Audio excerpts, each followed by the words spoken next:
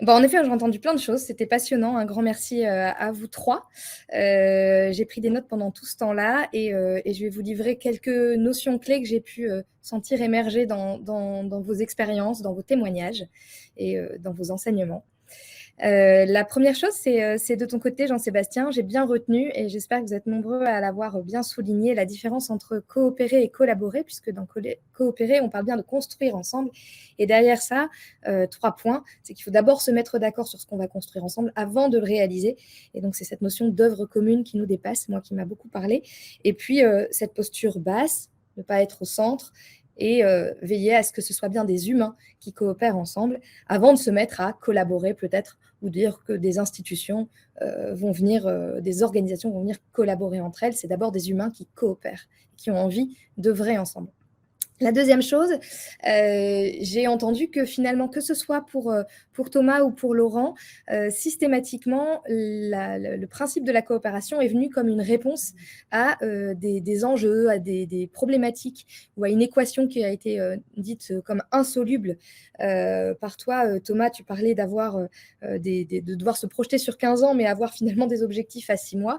Et la coopération est venue résoudre des choses qui semblaient ne pas fonctionner sur le papier. Donc peut-être l'envisager comme une nouvelle voie créative.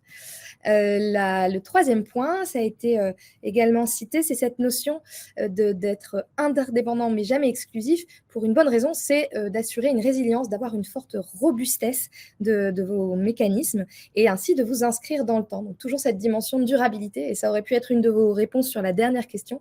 Comment est-ce que on adresse des enjeux environnementaux? Parce qu'en fait, on s'intègre dans une ligne de temps beaucoup plus longue et finalement, votre force, c'est la force de chacun des maillons. Donc ça, c'est le troisième point que j'ai pu voir. Le quatrième, c'est cette notion de rapprocher vos fonctionnements au fonctionnement de la nature. On parle de la permaculture, on parle de la perma-entreprise. Ici, on parle de la perma-industrie. Donc, on cherche à, un peu comme du biomimétisme, on va venir mimer la façon dont on fonctionne naturellement. Et je reprends en effet la très bonne proposition de Jean-Sébastien de me plonger dans le livre sur l'autre loi de la jungle, finalement. Et donc voilà, c'est aussi un élément qui a éveillé moi mon attention.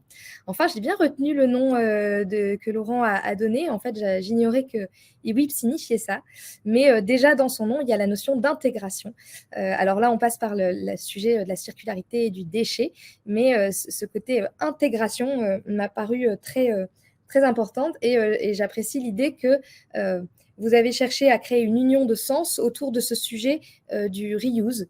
Voilà, c'est ce que j'ai retenu, de prolonger des durées de vie ensemble. Et finalement, IWIP en est un maillon.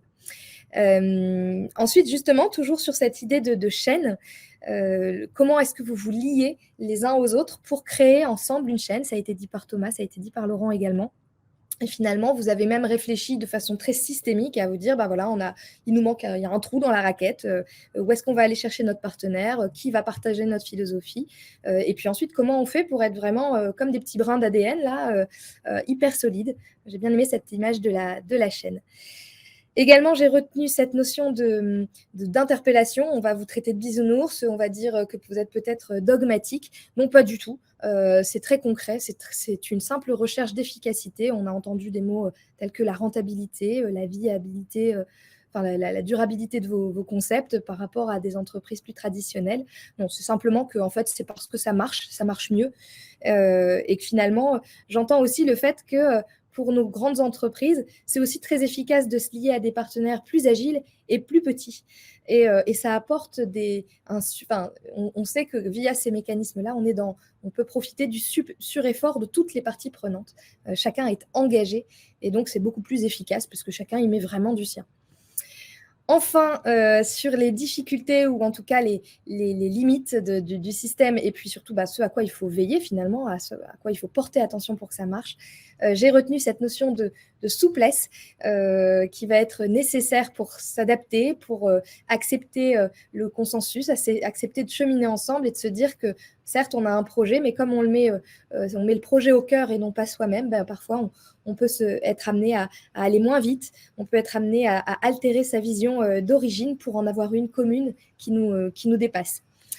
Deuxième petite limite, et sur laquelle il faut être vigilant également, c'est que l'économie circulaire notamment fait face à l'économie plus traditionnelle, plus linéaire, et qu'on a des peurs, on a des entreprises face à nous, on a des acteurs qui ont peur, et qu'il faut donc intégrer complètement dans cette démarche, parce que mine de rien, on ne peut faire tout ça qu'ensemble, et que finalement, chacun a sa place pour constituer cet écosystème qui peut devenir un vrai levier, une force. Donc on ne peut pas faire à côté d'eux, on doit en fait convaincre, c'est plutôt écoute, vaincre avec et non pas vaincre contre. Donc, il faut lever les freins et communiquer un maximum face aux peurs et parler de cette philosophie et de cet engagement a priori, de cette recherche de complémentarité et d'échange avant toute chose. Voilà, c'est les éléments principaux.